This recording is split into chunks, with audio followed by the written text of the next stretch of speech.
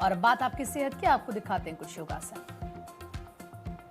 कोण आसन 1 यानी कि एल्बो प्लैंक जिसे हम कहते हैं।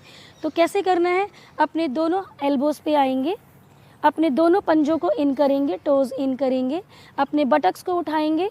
हाँ, अब इसमें ध्यान रखेंगे, अपने कोहनी को थोड़ा सा आगे लेंगे। आपका जो कंधा है और जो कोहनी है वो एक 90 डिग्री पोजीशन में होनी चाहिए। ये नहीं कि आपके कंधे ऐसे जा रहे हैं, ऐसे नहीं जाएंगे, इस पोजीशन पे रहेंगे। और आपके जो बटक्स हैं वो बिल्कुल सीधे रहेंगे, ये नीचे नहीं जाने चाहिए। अगर आप ऐसे करेंगे तो कमर में दर्द आएगा। तो हमें क्या करना है, अपने पेट को एंगेज करना है और एक सीधी लाइन में आना है। अब हो सकता है शुरुआत में आप इस पोस्चर को नहीं कर पाएँ, तो जो बिगिनर्स हैं वो किस तरीके से करेंगे, अपने घुटनों को ज़मीन पे रख देंगे, बाकी पोजीशन को ऐसे मेंटेन रखेंगे, कंधे पीछे करेंगे इस पोजीशन में, लाइक दिस। आप इस तरीके से भी होल्ड कर सकते हैं, पर इसमें ध्यान रहे कमर में दर्द नहीं आना चाहिए, आपको अपने पेट को एंगेज करके रखना है। सो इससे क्या होगा, आपकी कोर की भी मांसपेशियां सही हो रही हैं और जो हमारी साइड की जो कोर मसल्स होती हैं उसमें मजबूती आती है। तो इस आसन को भी आप जितनी देर होल्ड कर सकते हैं, कम से कम 1 मिनट तक होल्ड करने की कोशिश करेंगे। धीरे से वापस आएंगे, रिलैक्स करेंगे मकर आसन में, सांस भरेंगे, सांस छोड़ेंगे, सांस भरेंगे, सांस छोड़ेंगे।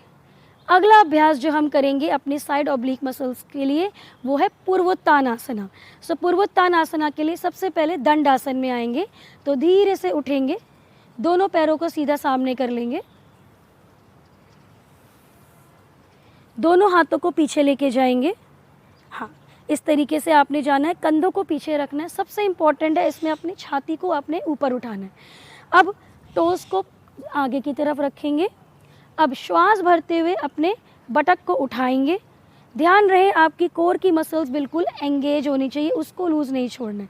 जब आप इस पोजीशन में आ जाएंगे तो धीरे से अपनी गर्दन को रिलैक्स करना है। आपकी गर्दन में किसी तरीके से खिंचाव नहीं आना चाहिए।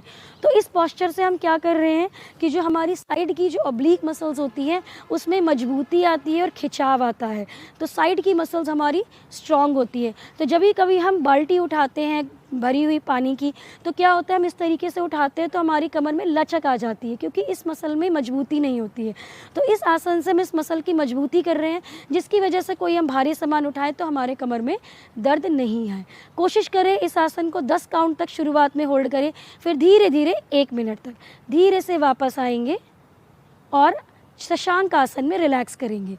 तो शशांक आसन में जाएंगे, अपने दोनों अंगूठों को मिलाएंगे पीछे से, दोनों घुटनों में थोड़ा सा गैप करेंगे और फिर धीरे से नीचे रेस्ट करेंगे, अपने फोरहेड को टच कर देंगे।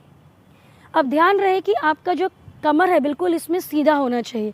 अगर आपका कमर सीधा नहीं हो रहा है और आपके हाथ आगे नहीं जा रहे हैं, गर्दन आपकी नीचे नहीं झुक रही है, तो आप यहाँ पे कोई पिलो वगैरह आप रख सकते हैं जिसके ऊपर आप अपना हेड रख सकते हैं, या फिर आप अपने हाथों की मुट्ठी बना सकते हैं। अपने हेड के नीचे अपनी मुट्ठी को रखेंगे, एक मुट्ठी ऐसे, और इस तरीके से आप रेस्ट कर सकते हैं। पर ध्यान रहे आपकी कमर बिल्कुल सीधी रहनी चाहिए। ये आसन भी आपके कमर के लिए बहुत लाभदायक है।